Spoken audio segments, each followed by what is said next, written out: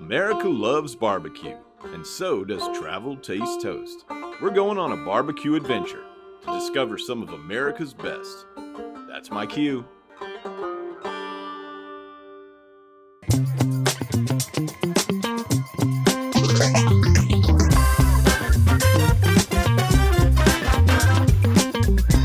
Welcome to Craft by Smoke and Fire. My name is Isaiah Hernandez. I'm one of the founders and one of the chefs here. Today we're going to be talking to you guys about the McRib.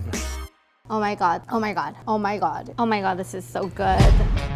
This is the Harris Ranch, Central Valley, California's finest brisket. It's been cooking in the smoker for about 12 and a half hours. It just rested for an hour. When we open this up, we should see a dark mahogany bark. It's salty, it's rich, it's savory. Texas barbecue, salt, pepper, that's it. California craft barbecue, salt, pepper, garlic, and about 4 ingredients that I can't tell you that are a secret. Before we get to the McRib, we have to dissect the brisket. You're gonna cut your brisket in half, separating the point and the flat. The fat in between the flat and the point is kind of melted. It's very important that you cut against the grain.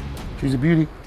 Pretty lean, but still juicy. Here we have our fattier side. This is where you wanna be. This is what's gonna give you that nice, silky mouthfeel, that savory, that umami bomb. You see, you can't trust a skinny cook. You can definitely trust me. This is where it's at. And here we have the Cadillac of ribs, our short rib. We've been smoking our short ribs in here now for 3.5 hours using California oak. These have been resting for about an hour and a half. You see that nice, beautiful mahogany bark. That's actually going on your sandwich. You know why? Because. And how do you know if it's done? The short rib tells you. Look at that. Forget about it, huh? All off the bone. There it is. About a half pound of flavor right there. California craft barbecue, baby.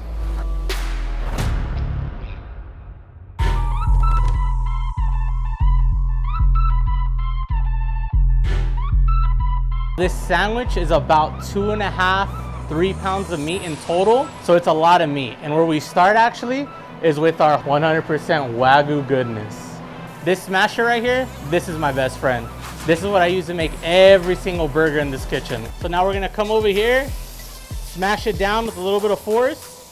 This seasoning blend for our burgers right here is actually the same stuff we use on top of our brisket. 3 pieces of this Texas toast, because you know we're trying to stay in that rhythm.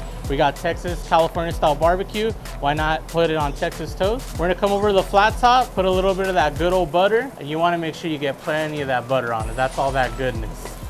And now we're gonna let that butter do its magic. Once you see this natural lifting that starts going on right here, is usually a good sign for me to flip my burger. Make sure I get all that good crust off. This is what's gonna give you that really nice texture. You're gonna have a real crunchy bite, but it's gonna keep everything super juicy on the inside.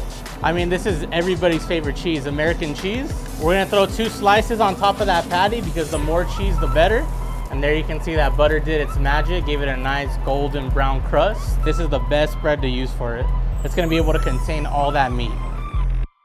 We're gonna start with our smash sauce, which is basically like our house-made Thousand Island sauce in a sense. And we're gonna give it a couple zigzags of that on the bottom. Now our second bread is gonna get our house-made barbecue sauce.